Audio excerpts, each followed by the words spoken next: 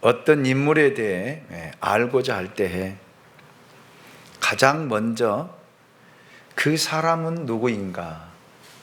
라는 질문을 하게 됩니다. 이것은 그 사람의 신분을 알기 위해 꼭 필요한 질문이기도 합니다.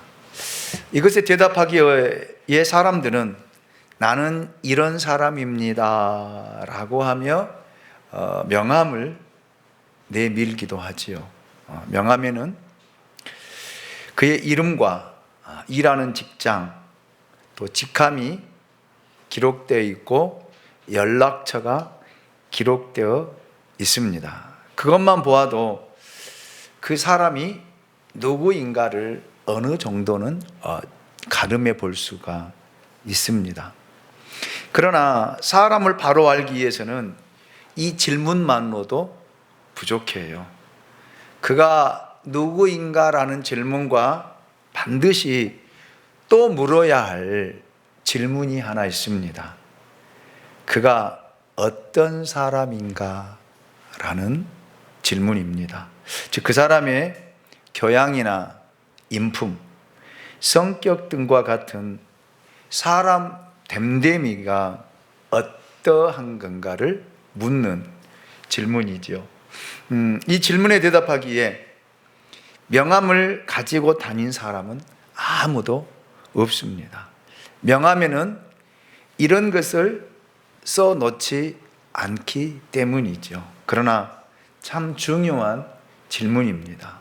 오히려 그가 누구인가 보다 그가 어떤 사람인가가 더 중요하다라고 할 수 있습니다. 그런데 안타깝게도 남에게 사기를 당해 어려움을 겪는 그런 사람들이 참 우리 주위에는 많이 있습니다.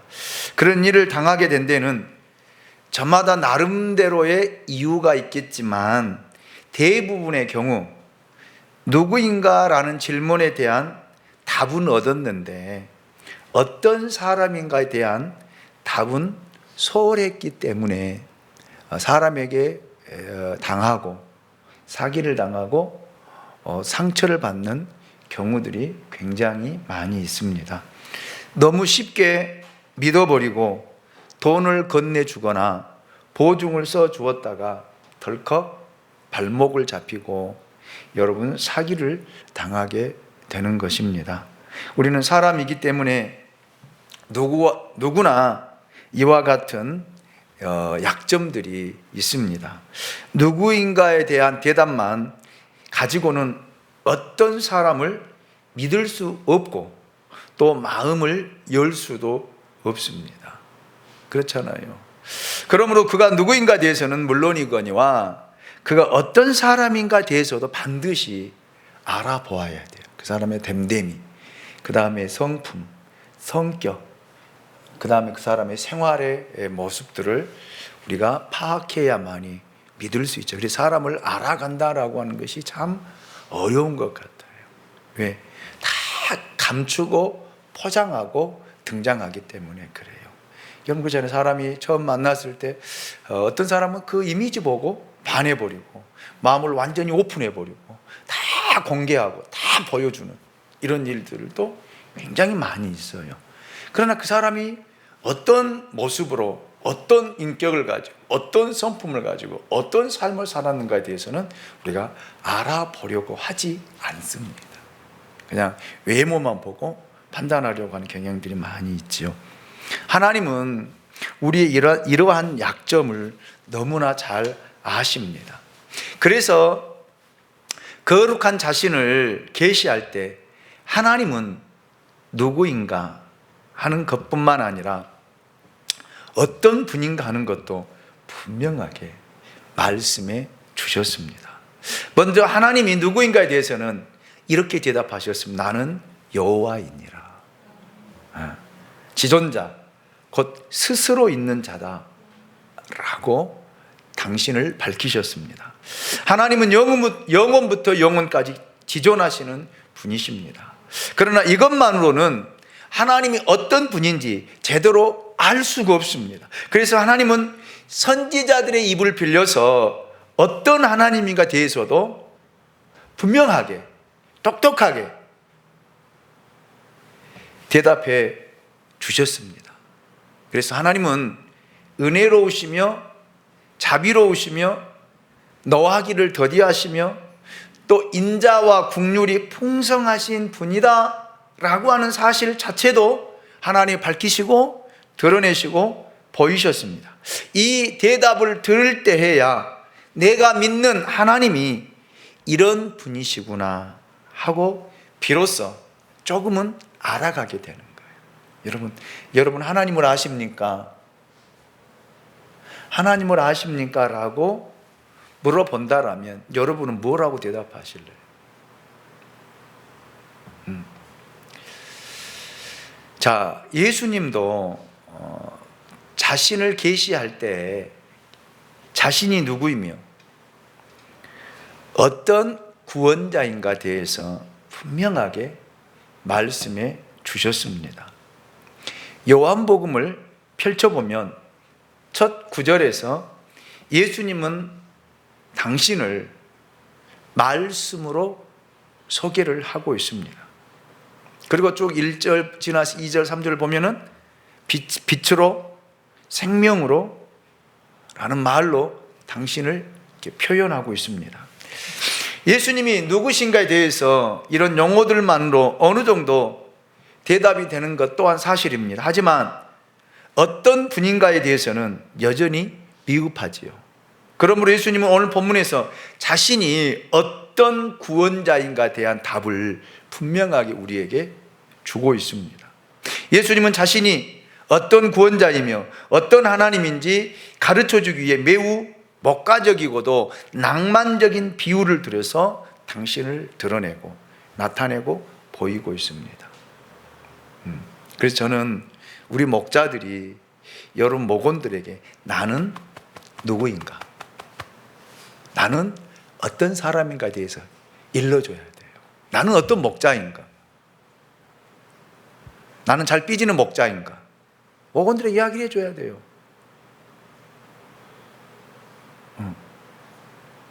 근데 자기는 다 포장하고 자기는 전혀 드러내지 않고 목원들을 알려고 목원들에게 전화해가지고 목원 어떠냐고 좀 어떠시냐고 뭐가 어떠냐고 자꾸 캐내려고 하면은 목원들은요 전혀 끔찍 안 해요. 뭐라고 이야기하겠어요?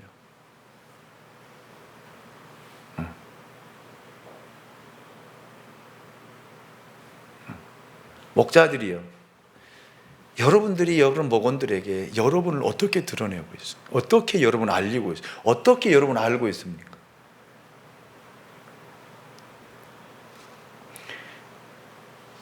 어떤 분으로? 어떤 사람으로? 여러분 목원들에게 한번 물어볼까요? 여러분의 목자는 어떤 목자입니까? 라고 물어볼 때 여러분 목원들이 우리 목자는 이런 분입니다. 성격은 이런 분이고 온유하고 온화하고 자기를 잘 표현하고 자기를 감추지 않고 자기를 잘 나타내고 나는 그분에 대해서는 잘 압니다. 나도 그분에게 내 생활, 내 삶, 내 모습, 내 형태를 잘 드러내고 함께 공유하고 있습니다 라고 이야기가 들어와야 돼요. 들려줘야 돼요. 여러분 목원들과 함께 앉아서 진지하게 여러분 이야기해 본 적 있습니까?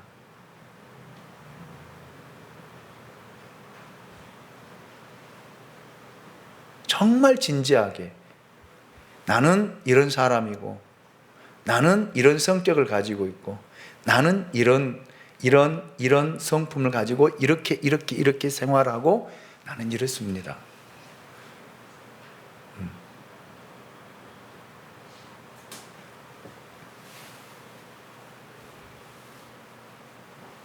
그러면서 예수님이 나는 선한 목자다. 당신이 이렇게 공개하고 있어요. 나는 선한 목자다. 이것은 일종의 상징입니다. 선한 목자로 가면 우리 마음에 그려지는 이미지가 있습니다. 그러나 마음에 그려지는 그런 이미지만으로 예수님을 선하다, 또 예수님의 선하심을 다 알 수가 없습니다. 우리가 동원할 수 있는 그 어떤 비유도 예수님의 선하심이 얼마나 광범위하고 차원이 높은지를 다 표현할 수 없는 것 또한 사실입니다. 그럼에도 불구하고 예수님이 선한 목자로 자신이 어떤 구원자인가를 표시하는 데는 그럴 만한 이유가 있다라는 말입니다. 선한 목자는 당시 목축업을 하며 살아가는 유대인들에게는 가장 정감 어린 모습으로 그들과 통했기 때문에 예수님이 가장 그들에게 맞는, 상황에 맞는, 현실에 맞는 그런 속에서 당신을 드러내시고 보이셨다라는 말입니다.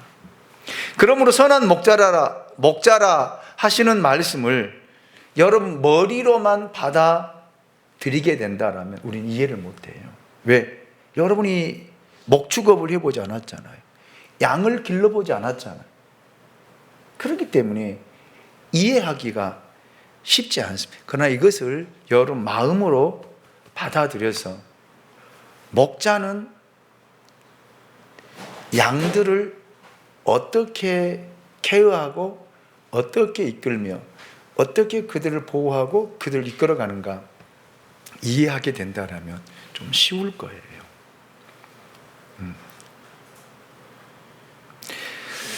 나는 선한 목자라. 예수님이 누군가에 대해 지식을 얻게 주시는 말씀이라기보다는 예수님이 어떤 하나님인가를 가르쳐 주기 위해 주신 말씀이라는 것입니다. 선한이라는 말을 찾아보니까 좋은이라고 번역하는 것이 가장 좋은 번역이더라고요. 우리 한글 개역 개정판 성경에는 선한 목자라고 이렇게 표기를 했는데, 번역을 했는데, 원문에 더 가깝게 표현하면 좋은 목자다. 나는 좋은 목자다. 이렇게 번역하는 것이 더 타당하고 더 아름답게 표현할 수 있는 부분이더라고요. 왜냐하면 선하다고 하면 흔히 악하다는 말의 반대 의미로 생각하기 때문에 그렇습니다. 선하다는 말은 그 성격상 도덕적 의미를 함축할 수밖에 없어요. 그러나 예수님이 자기를 선한 목자로 소개하시면서 싹을 받고 남의 양을 치는 싹꾼의 목자와 자신을 비교하고 계신다는 사실을 우리가 주목해 볼 필요가 있다라는 말입니다. 여러분, 싹꾼 목자가 악합니까? 한번 물어봅시다. 싹꾼 목자가 악해요? 그렇지 않습니다. 싹꾼 목자는 돈을 받고 일하기 때문에 진정 양떼를 위하는 사람이 아닐 수 있어요. 그래서 어떤 때는 양을 심하게 몰 수도 있고, 또 일이나 짐승이 덤비면 양보다 자기 생명을 위해 도망칠 수도 있습니다. 이런 의미에서 싹꾼 목자는 좋지 못한 목자이지 악한 목자라고 할 수 없습니다. 그래서 예수님은 선한 목자, 이 말을 좋은 목자 이렇게 표현하는 것이 더 맞습니다. 그렇잖아요. 여러분, 우리가 일을 하면서 일을 하면 돈을 싹을 받고 일을 하잖아요. 싹을 받고. 자, 그러면 싹을 받고 일을 하면서 여러분 그 일을 하는 데 있어서 거기다가 자기 생명을 걸고 일해요, 안 해요? 네? 안 하잖아. 자기에게 어려움이 닥치면은 놓고 도망가는 거예요. 그 사람이 악한 사람입니까? 나쁜 사람입니까? 쉽게 이야기하면 그거예요. 싹꾼 목자는 악한 목자가 아니라 좋지 못한 목자예요. 자기 양떼를 자기 생명처럼 돌보지를 않는다는 거예요.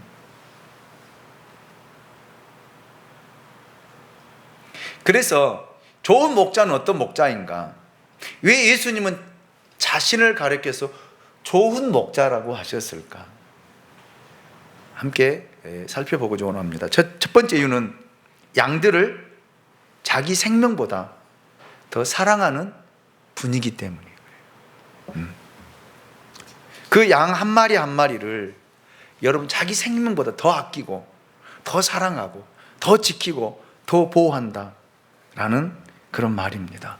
요한복음 10장 11절을 보시면 나는 선한 목자라. 선한 목자는 양들을 위하여 목숨을 버린다 그랬거든요. 버린다. 자기 생명보다 양을 더 사랑한다 라는 말입니다. 그래서 선한 목자다. 좋은 목자. 그래서 좋은 목자는 자기 양들을 위해서 자기를 버릴 수 있어야 돼요.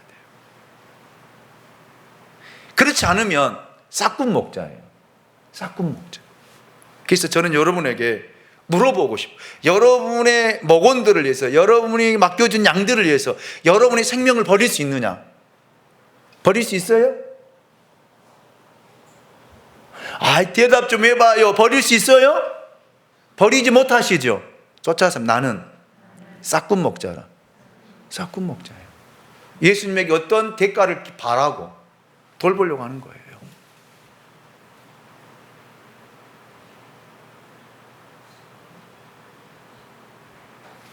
그래서 여러분은 진짜 좋은 목자가 되십시오.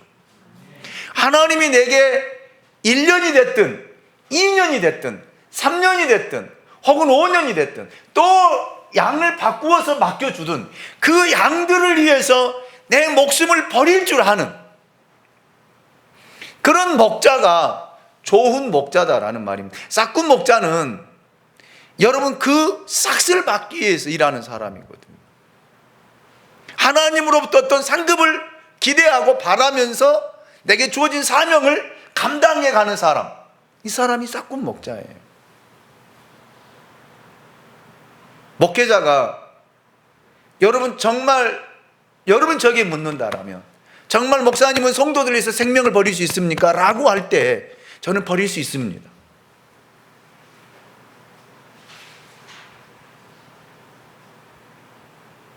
여러분의 삶 구석구석, 여러분 하나하나까지 다 세세하게 돌보면서 여러분이 필요한다라면 모든 걸 내어줄 수 있어요. 저는 싹군 목자가 아니라 좋은 목자가 되기 위해서예요.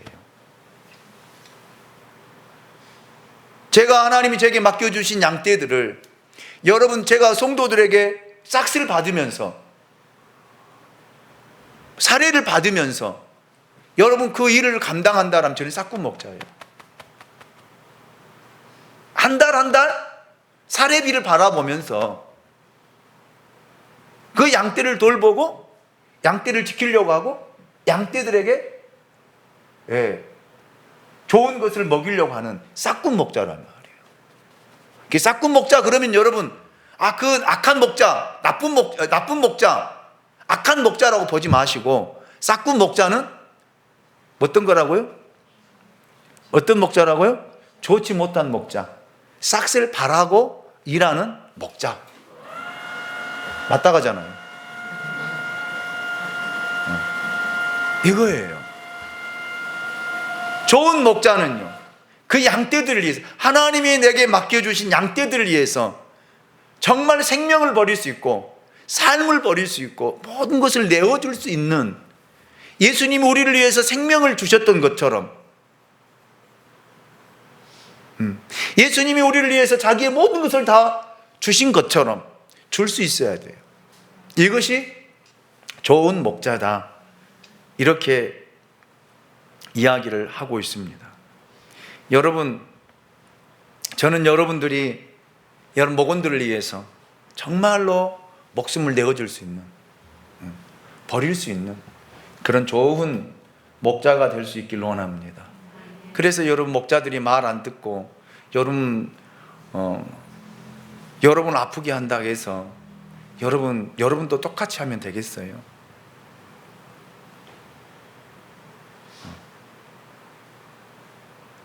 그 양에 대한, 목자에 대한 그 사명이 없는 거예요.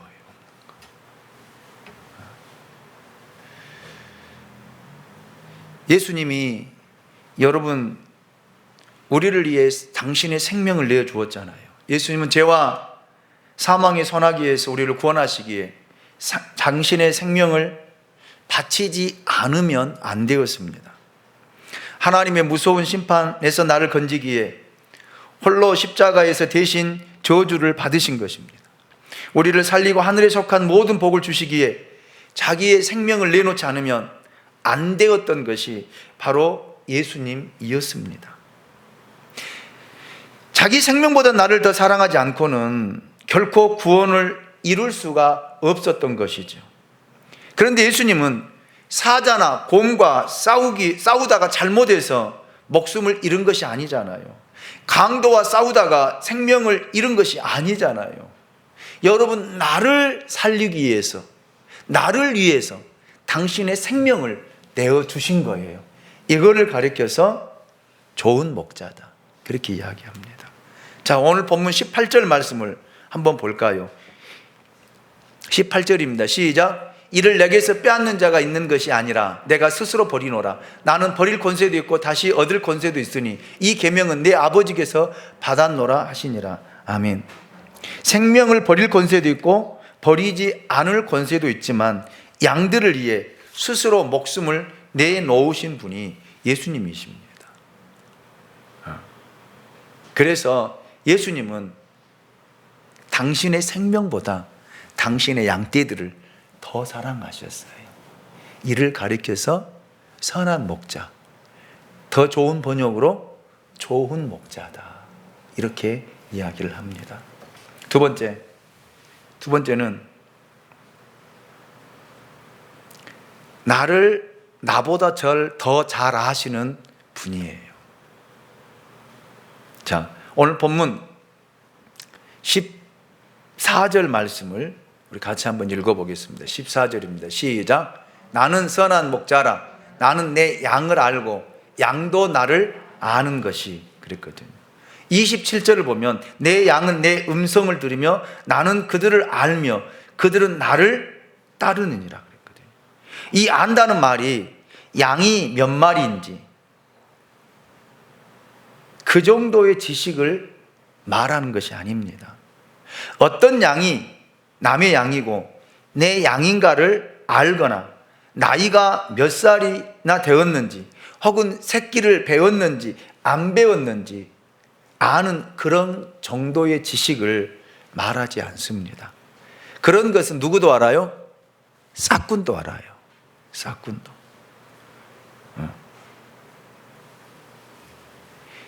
예수님이 안다라고 하실 때 이 안다라는 말이 야다라는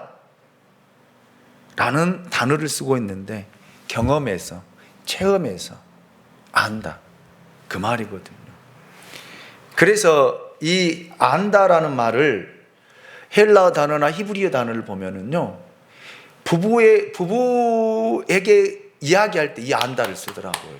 대부분 부부를 아는 것이, 여러분, 그냥 내 남편이 나이가 몇 살이고 내 남편의 고향이 어디고 내 남편이 어떤 직장 다니고 무엇을 일하는 사람이고 이 정도의 지식은 누구나 아는 것이에요.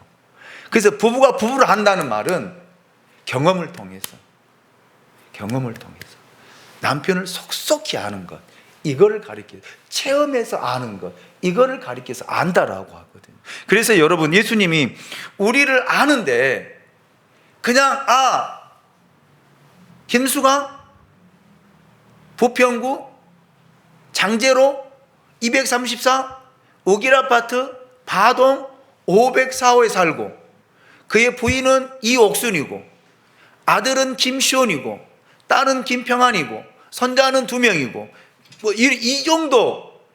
이 정도로 하는 것이 아니라 예수님은 나를 아시는 어떻게? 내 마음속에 들어와서 나에 대해서 너무나 나보다 더 정확하게 세세하게 성격은 어떠고 체질은 무엇이고 잠은 어떻게 자고 좋아하는 색깔은 무엇이고 좋아하는 꽃은 무엇이고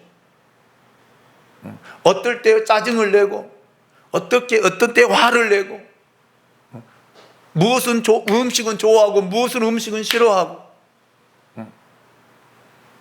지금 심령 상태는 어떤 상태에 있고 이런 모든 세세하게 안다라는 말이에요. 왜? 그분이 내 안에 계시기 때문에. 어떤 마음을 가지고 어떤 생각을 가지고 어떻게 생활하는가를 안다라는 말이에요. 이것이 안다라는 의미예요. 예수님은 우리를 아시는데 이렇게 하시는 거예요. 이렇게. 여러분이 여러분의 목은 여러분의 맡겨준 양떼를 알 때 그렇게 알아야 돼요. 한번 물어볼까요? 여러분 목원들 어떻게 아느냐고 물어보면요. 그분요. 어디 근무하고요. 어디서 생활하고요. 그 가족은 이렇고요. 그분의 지금 상태는 이렇고요. 그분은 이렇고요. 성격은 이렇고요. 이건 아는 거 아니에요. 아는 거 아니야. 누구도 안다고요? 싹군도 안다니까.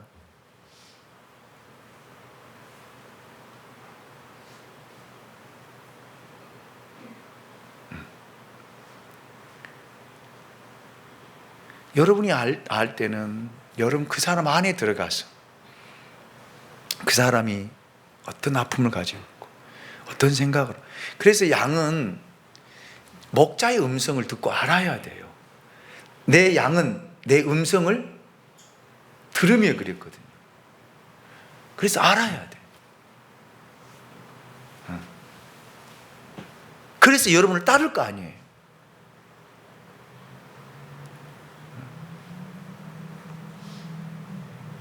그러면서 예수님께서 비유로 이렇게 말씀해 주셨어요. 15절 말씀을 우리 같이 한번 읽어보겠습니다. 15절입니다. 같이 봅니다. 시작. 아버지께서 나를 아시고 내가 아버지를 아는 것 같으니 나는 양을 위하여 목숨을 버리노라. 아멘.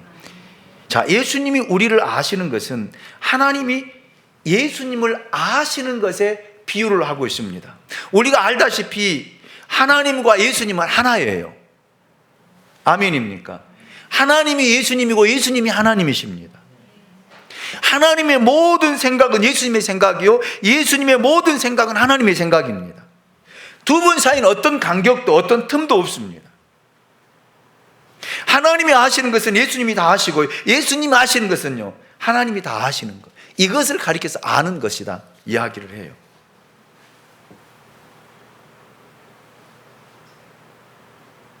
이것이 좋은 목자라는 거예요. 여러분 목원들을 그렇게 아십니까?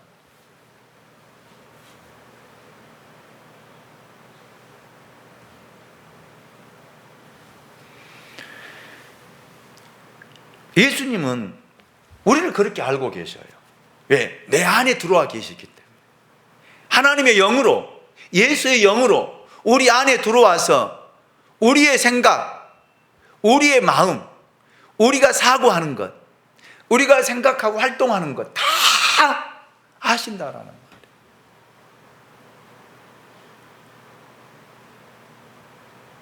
그렇다면 여러분들은 여러분의 목원들을 그렇게 아느냐라는 말이에요. 저도 저에게 물어본다면 하나님이 수강아, 김 목사야, 내가 너에게 맡겨준 양무리교회 그 성도들을 그렇게 아느냐라고 물어본다라면 물론 아는 것도 있고 모르는 것도 있어요. 그래서 알려고 기도하고 하나님 앞에 묻고 그런 경우도 있는데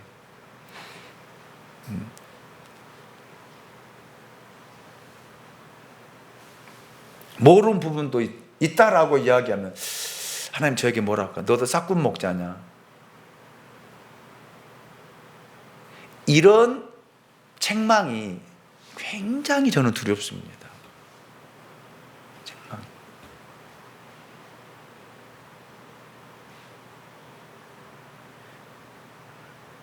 그래서 얼굴 표정 보면 저 사람이 무슨 고민을 하고 무슨 생각을 하고 있는 것 알아야 돼요. 저는 다는 모르지만 60, 70%는 제가 알아요. 여러분 얼굴 보면, 걸음걸이 보면, 말하는 톤 보면 알아요. 그리고 더 알아가려고 노력하고 더 알아가려고 애를 쓰고, 그래서 멀리서도 우리 교회 성도들을 걸어가면 저는 알아요. 운전하다가도 우리 교회 성도를 차 보면 금방 알아요. 아, 누구 차다, 누구다. 새벽에도 송 권사님이 제가 차 끌고 이렇게 오면은 횡단보도 건너고 저렇게 건너 딱 돌아가는 뒤 끝모습 보고 송 권사님 저기 가고 계시구나. 저 알거든요. 그래서 내가 차를 가지고 돌면은 이때쯤 오시겠구나 이렇게 보면은 정확해. 그리고 계단에 올라오는 발소리 들으면 알아.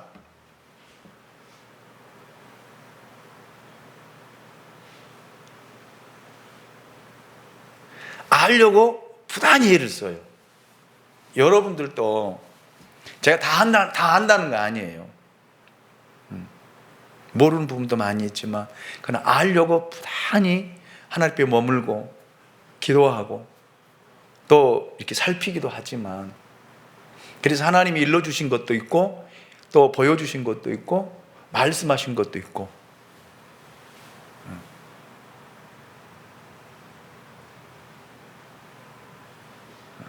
그래서 제가 목자들하고 MT 갈 때도 그냥 가는 거 아니에요. 목자들의 상태들을 다 파악하고 그다음에 심령 상태, 영적인 상태까지 다 파악하면서 하루를 같이 보내면서 보려고 그래요. 그런데 코로나 때문에 가지를 못했어요.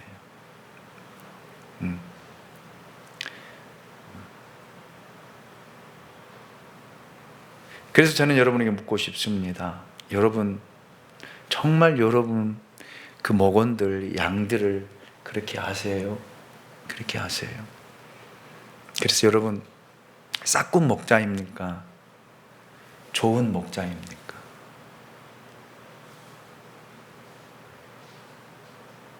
여러분은 어떤 목자이세요? 스스로가 한번 답해 보시고, 내가 싹군 목자였다면 이제는 이걸 버리고 여러분 목원들, 목양들, 여러분 양떼들을 이렇게 하시기 원합니다. 그를 위해서 나 생명도 버릴 수 있다. 버릴 수 있다. 그리고 나는 내 양떼들 위해서는 정말 세세하게 영적인 상태, 육적인 상태, 생각하는 것, 사고하는 것, 원하는 것, 이거 모든 것을 알고 있어야 돼요. 아멘입니까? 그래야만이 좋은 목자예요.